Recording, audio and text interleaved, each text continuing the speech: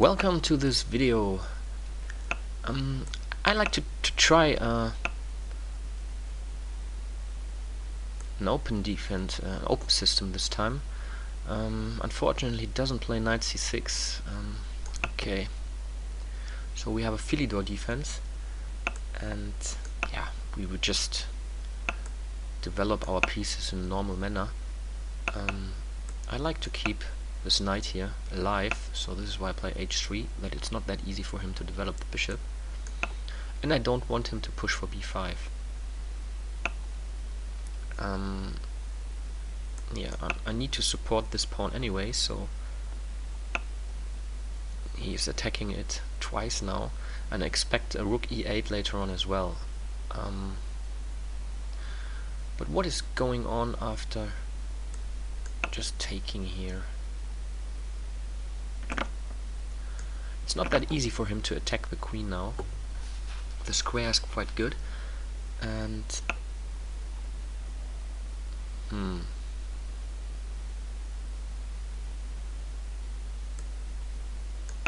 I like to put pressure here on the d6 pawn. So maybe rook d1.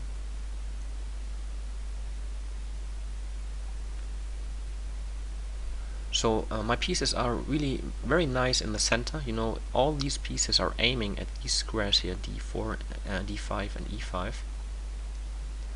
So I have some nice pressure here, and now I increase the pressure here even.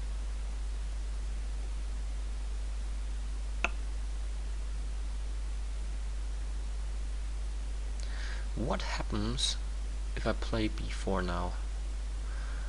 Okay, he can take. I take. His queen is attacked. He takes here. I take f7 with check. This bishop is hanging here as well. It doesn't work. But I think it's not good anyway. So, what else?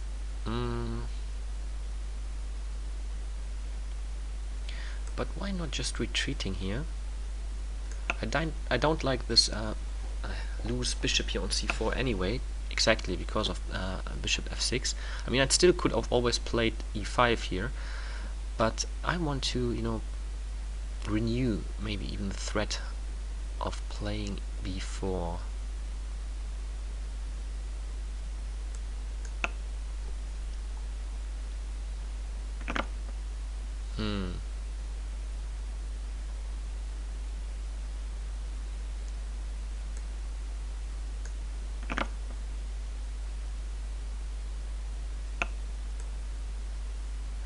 Yeah, so I want to keep my queen on the 4th rank.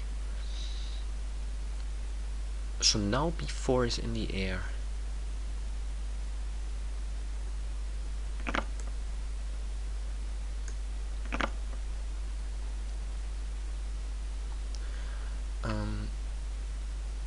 Yeah, this knight is not that good here on e8. Also, the rooks are not connected. So I have an advantage in sort of piece play.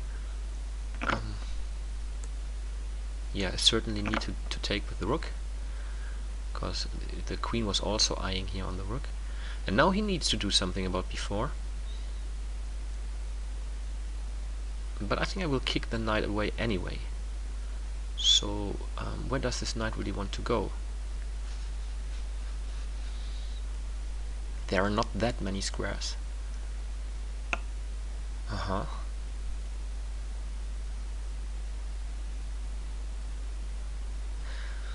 What about knight to e4 and g5? He cannot take on a4 because then knight f6 check would win the queen.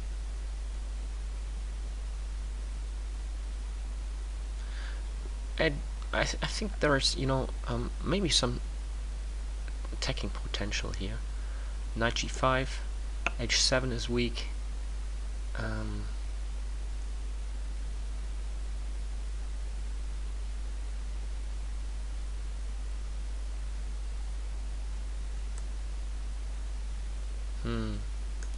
Still this works, because I can take on e6, and I also have some intermediate moves like you know, queen h4 threatening a mate here.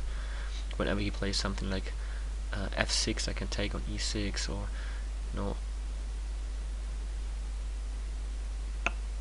knight f6. Yeah, I think this is a nice option now to bring in over the bishop here as well. And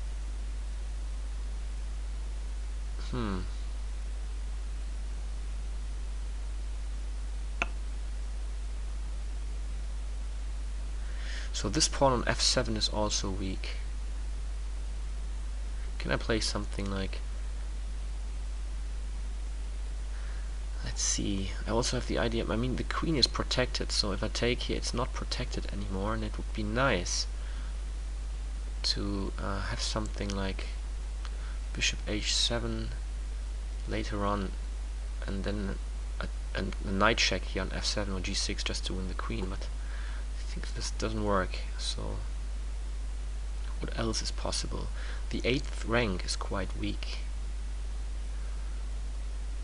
so if I have the rook on e1, maybe I have some potential tricks here. I would also like to weaken him here a bit more, so maybe I just provoke him.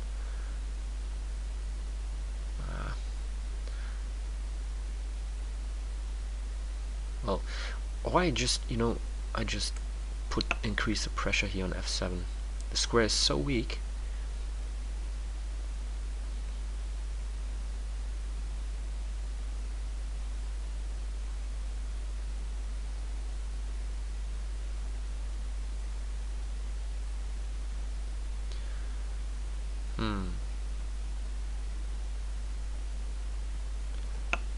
Okay, but here I just take.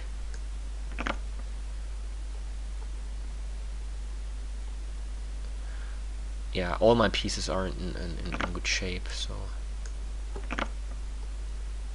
the white squares are very weak here.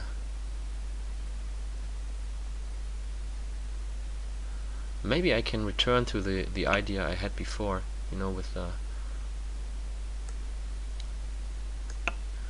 with taking on a6 now and then queen knight to g6 winning the queen. He doesn't have that many good moves now, and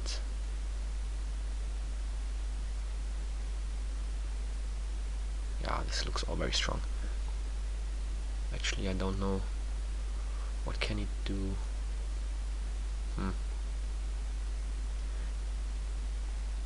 Maybe he needs to move the queen somewhere, yeah. But knight g6 is still very strong. The rook is attacking here as well, and let's see, where is the mate? Ooh, this would be not that good.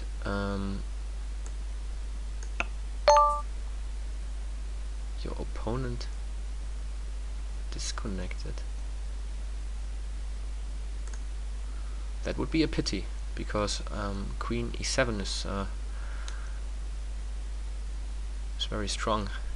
It's a mate, so yeah, he cannot do something against it. So yeah, if he plays I don't know, queen e5, I just take.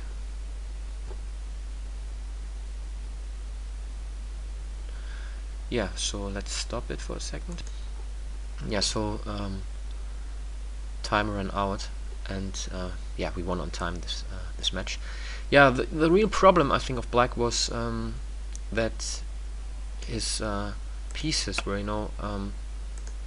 not participating that good in the game. So the queen is at the rim of the board, and he moved the knight later on as well to a6.